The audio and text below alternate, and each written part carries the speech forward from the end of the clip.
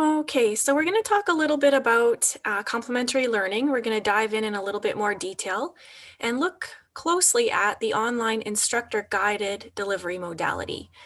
This is the modality that a lot of the programs, including all business, all tech, and all community services, with the exception of ECE, will be delivered by. So essentially what this model is we're merging the virtual classroom with the current online division delivery modality. So the online delivery modality right now is largely asynchronous, and the instructor meets with students through the virtual classroom for office hours periodically throughout the course. And in OneRob, the virtual classroom is being used quite a lot with scheduled virtual classroom sessions every day. Typically, the instructor has a virtual classroom session in the morning to start the class. Students leave for asynchronous activities in the middle, and then the instructor finishes each class with another virtual classroom session. So there's ample virtual classroom right now with OneRob. So what we've done is we've merged that online here and the virtual model together to produce the online instructor guided model. And this is largely more asynchronous, but I think the big question is, how is the virtual classroom going to be used? What opportunities do students have for synchronous instruction in the online instructor guided model? So we're going to look at that quite closely here in the next few slides.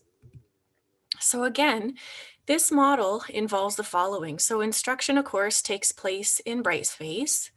Instructional materials are included in a structured course. So essentially, for most of the courses, we have master templates, which the online division has been using. For courses that haven't been delivered in this way, like MCUC or VODA, we're building out masters so that master templates are available so that content is provided and structured. Students are going to engage with the material asynchronously in their own time, so similar to the online model that currently exists. Students are going to have the opportunity to work through content on a weekly basis. They'll have assignments and tasks to do on a weekly basis, and they can manage their own time to complete those activities and tasks and assessments. And again, the instructor is going to engage with students through email, discussion board, and by use of other tools. For synchronous sessions, we've integrated those, and I'll talk about that in a minute, but these are going to be optional for students. So essentially, a student could go through and take a course without capitalizing on a synchronous session. They are not mandatory for students. They're meant to be a value added and certainly beneficial, but again, not mandatory for students. So it kind of looks like this.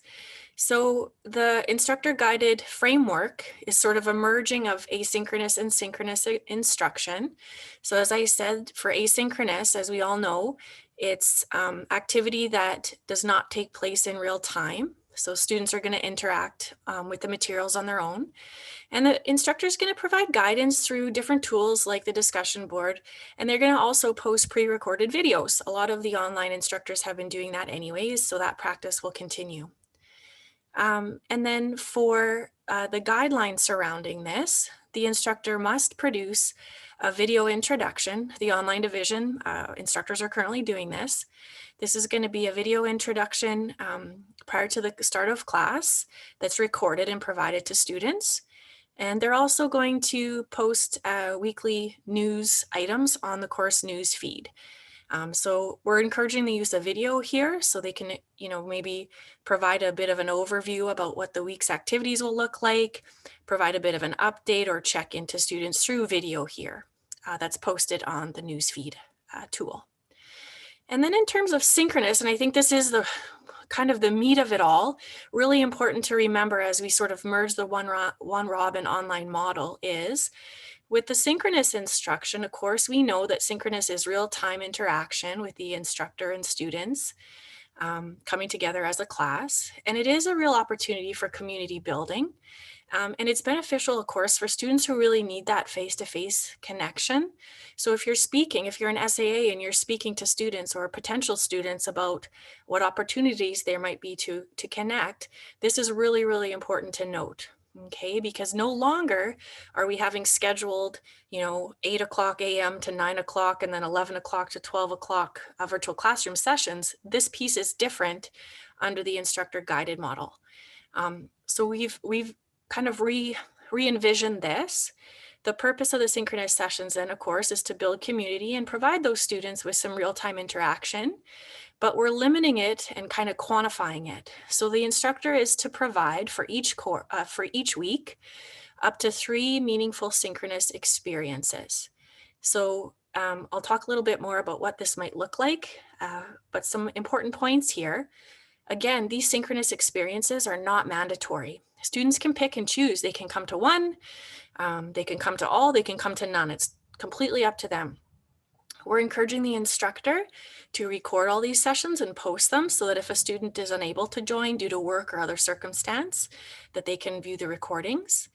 And these sessions will not introduce new material. I think that's very important. Students are not going to be missing out if they don't join because all the content is going to be in the Brightspace course for students.